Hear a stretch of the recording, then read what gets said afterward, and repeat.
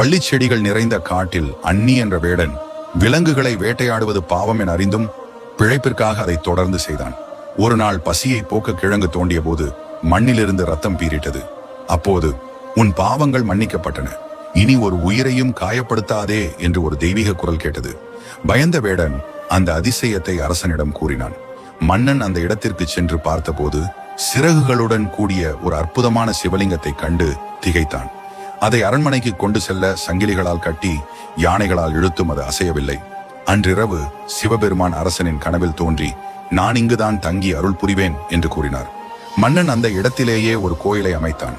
பாவங்களை மன்னித்ததால் இங்குள்ள இறைவன் மன்னீஸ்வரர் என்று போற்றப்படுகிறார்.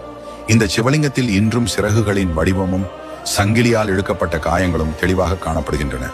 இங்கு 21 தீபங்களை ஏற்றி 21 முறை வலம் வந்தால் 21 தலைமுறைகளுக்கான பாவங்கள் நீங்கும்.